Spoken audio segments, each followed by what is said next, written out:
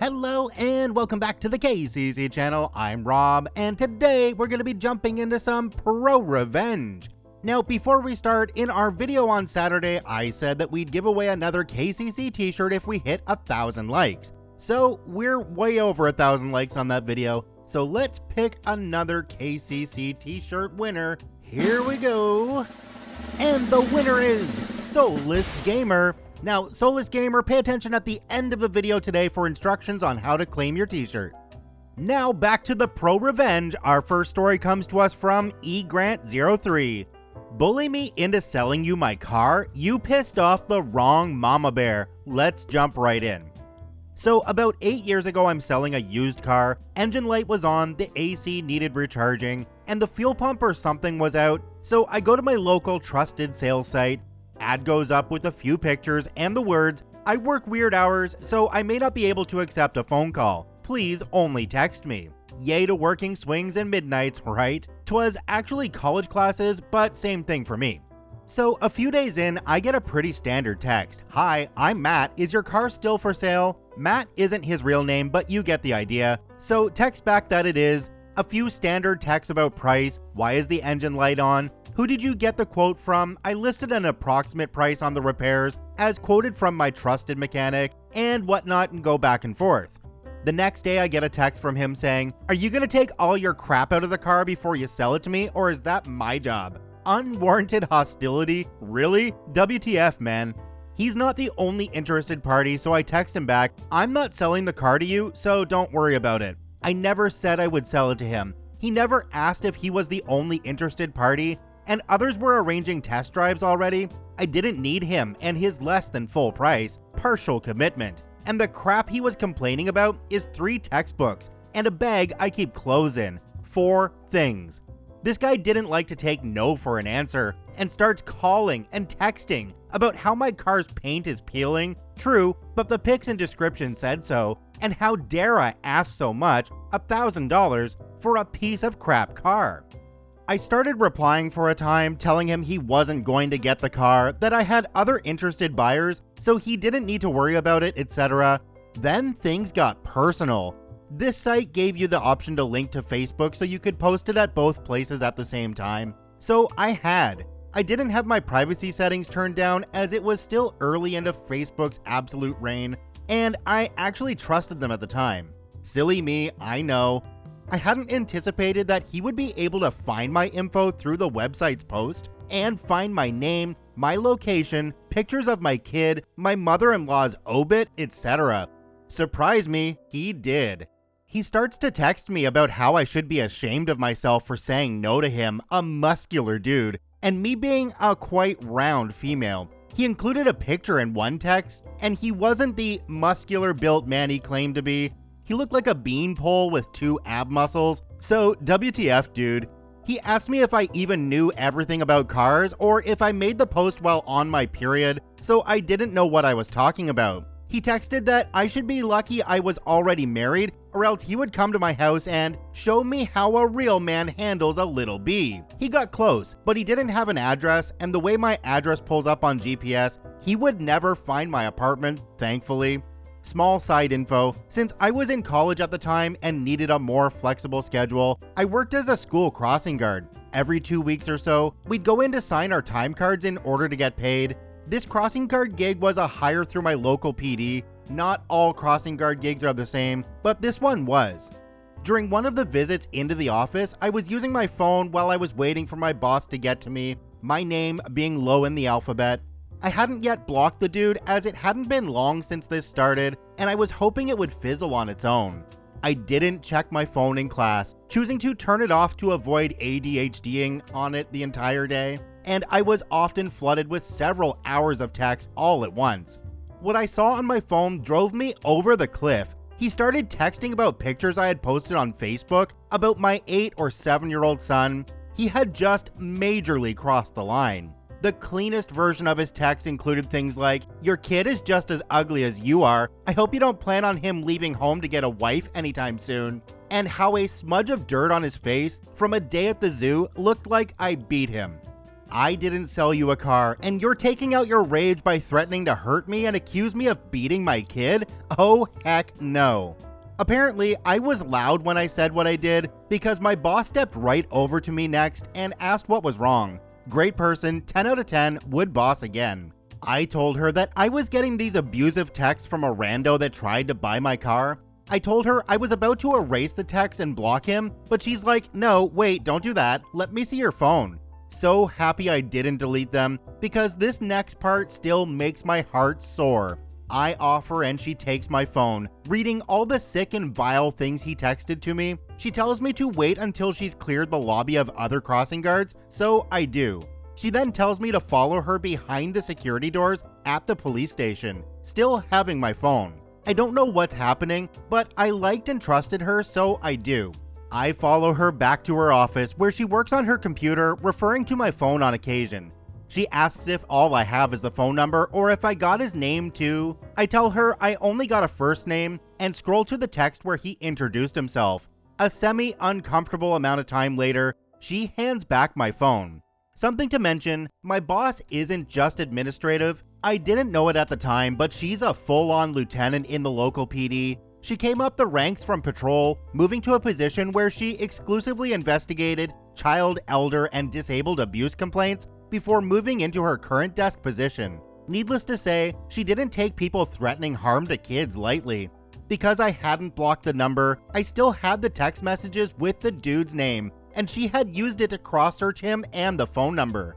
Long story short, she knew exactly who he was. She says not to worry, but don't delete or respond to his texts anymore. She had it. If it got worse, I should call her or 911 as appropriate right away. Unconcerned and happy she had the situation in hand, I leave and go to class. When I'm back to the office to sign my next time card 2 weeks later, I had several unread texts from the guy. I had filtered them so I didn't see them pop up and hadn't read them. I had sold the car for full asking price and all but forgotten the entire situation. My boss tells me to wait for her again as she had something else for me to sign, and I again return to her office. She briefly explains what she had for me was an actionable complaint that she needed me to sign from my issue 2 weeks ago. I remember everything all over again. She must see my face because she tells me not to worry and that she can tell me what's going on more after I actually sign the form. So I do. Dear Reddit, this is the best situation anyone could have asked for. The phone number was tied to many people as the provider was known for cheap cell service for those that were desperate for a way to contact people or services or employment. But with the name Matt, again fake name, she was able to find out who was messing with me. She then got a driver's license, which led to an address, which led to a police report for possible domestic violence. Fall down the rabbit hole some more, and you find out that this dude had 5 kids by 4 women, and he was in arrears on his child support to them all. Hadn't been paying for 10 plus years, and it was in the neighborhood of 30 to 50K if memory serves. But he somehow, just 2 weeks ago, requested a title transfer for a new to him, quite fancy old car. I don't remember the kind, but think high-end car show and massive insurance premiums. Being so far in arrears meant that my boss was able to place a seizure order on the car so it could be sold to pay back the child support. One of the baby mamas lived in a state where fleeing child support meant you could have a warrant issued for your arrest. When she called the interested parties in that state to see if they wanted her to execute the arrest warrant, they said yes with much haste. That was a funny turn of phrase, so I always remembered it. One conversation later, and my boss was able to determine that he was using the brother's social security number on his employment forms to avoid child support garnishments. This is all sorts of illegal, so she notified the guy's HR department so it could be corrected. They informed her he would be fired for fraudulently submitting false documents. She then told me that about 4 days ago, she had executed the warrant on the dude for felony child abandonment, and that the state he was to be held for was already en route to pick him up. It carried an 8 to 12 year sentence, and he still had to pay his back child support. I could have dealt with the comment, I could have dealt with the not taking no for an answer, even dealt with the cyber stalking a little, but when your twisted mind okays you to bring my kid into the picture, you done crossed the line. If you would have stopped at no, you wouldn't be in jail right now. Have to admit in this one, I really wasn't expecting the revenge to go that far. This one could really fit into the nuclear revenge subreddit, but they don't have a whole lot of stories over there these days. Now, another thing I'm surprised of in this story is that we didn't hear about them being charged with identity theft. I mean, they stole their brother's social security number, and that definitely qualifies. Do me a quick favor, have a look down below the video. If that subscribe button's still red, it means you're not actually subscribed to the KCC channel. Please hit that subscribe button for more daily Reddit stories. Our next story today comes to us from LazyBird55X. The last developer has left, and I'm more than happy to help you apply for loans to pay back your investors. Let's jump right in. A few years ago, I started working for a startup trying to revolutionize the news.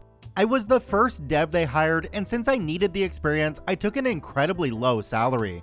Over the years, my salary increased, but still remained far below what someone with my experience should be getting.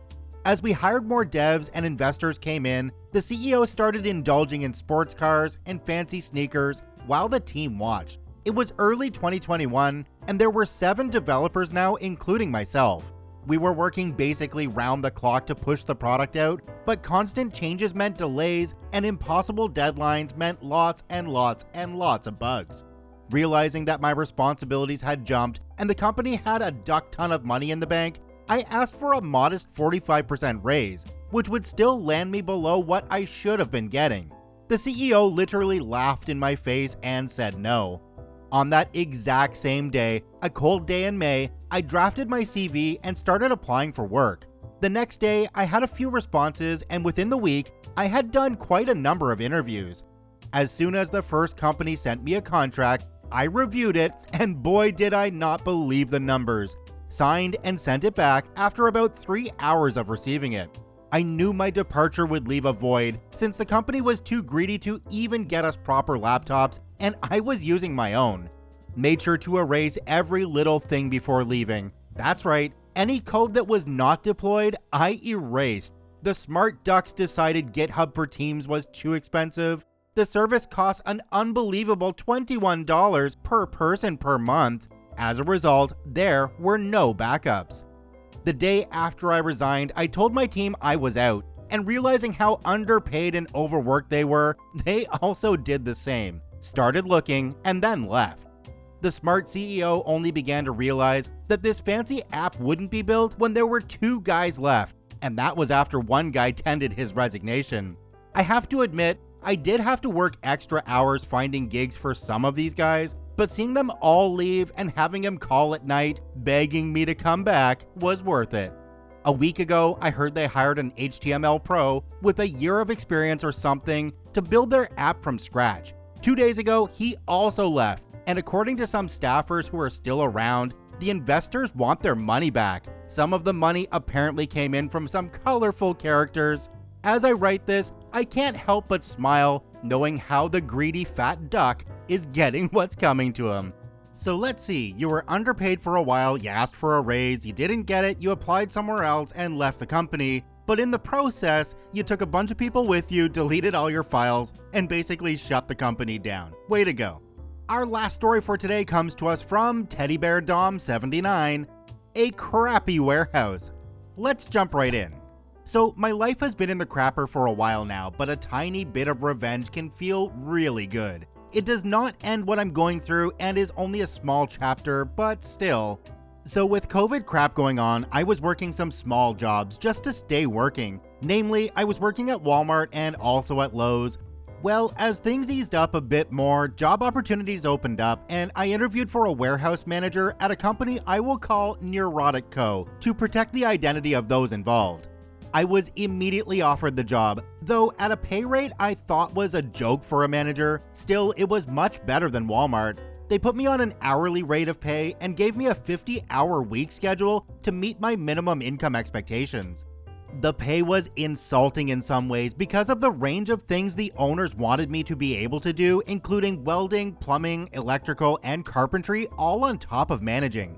The warehouse had gone through a short shutdown because of COVID and was ramping back up slowly. I managed a day crew of 2 that had been there forever, a night crew that at the moment had 1 person, and 4 drivers that had been there a while. My hours aligned mostly with the night crew as they needed the most help, and the daytime guys could handle it well enough. So I managed at this warehouse for 8 months. That was all I could take. In that time, the owner slowly eroded my power. I watched him tell countless lies, change his mind on things at random, and change our working hours at the drop of a hat. He was a butthole. Also, the whole place was covered in cameras, and he would come in and talk to us about very specific things he had watched us do on camera while he was sitting at home. It was disturbing.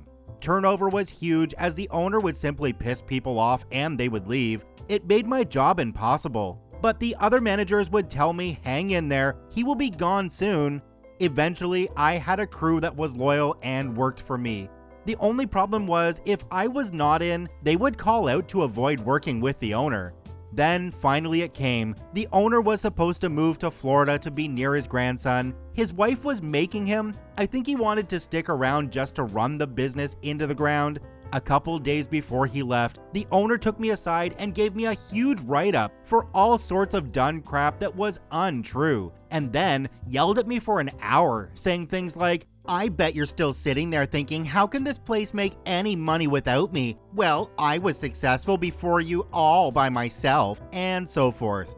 This, of course, was a lie. He had been given the company by his father, and it survived largely on loyalty from the customer base and a single product they were the exclusive distributor for in the region. As he left for Florida, he sent an email naming out the management team and excluding me. So I told the other managers I felt like I was being treated like a supervisor rather than a manager, and I would therefore act as a supervisor rather than a manager. I started looking for a new job. I planned to give a normal 2 weeks notice and leave peacefully. Then, one night, I had a funny feeling and it made me take most of my personal stuff home for whatever reason. Had a lot of my own tools in my desk and such. The next morning, the stated management team took me into the office and fired me. The notice they gave me simply said, "You are terminated for insubordination," and they refused to cite an incident. To this day, I am convinced that the owner watched me take my personal tools home on camera from Florida and then called them and said fire him first thing. Then the revenge. On my drive home from being fired, my shift started 2 hours before my night workers. I called my workers one at a time and told them what happened. Said I had enjoyed working with them and if they ever needed a reference, I would be happy to help. I had a fantastic crew at this point, all good people despite hating the owner. A few hours later, the calls started coming in. The entire crew had called out for the night. I had a good giggle about it, but 2 days later, I started to get more calls. To the man, the entire warehouse night crew had quit in loyalty to me. I was told they had been offered $4 an hour raises to stay and all refused them. After the warehouse workers quit, I got a call from my favorite driver. I had mixed feelings on my drivers as a whole. He told me that none of the drivers had certifications for driving the trucks we had, air brakes, and suggested I report it to the DOT. Let's just say that from what I heard, the owner had to come back from Florida at his wife's protest to take back over. The only people they could get for the night shift are a druggie who they fired previously when he got naked in the warehouse while high on LSD, and a guy who they previously fired for making far too many mistakes. Deliveries were truncated for some time because they could only use the van instead of the 30-foot box trucks they had while drivers got certified. Oh, and as I understand, there was a hefty fine. So OP, the only thing you really need to do to make this nuclear revenge instead of ProRevenge is get a girl you know to call his wife while he's at the warehouse and she's down in Florida and say, "Hey, are you married to this guy? 'Cause you might be surprised to know what he's doing while he's up here."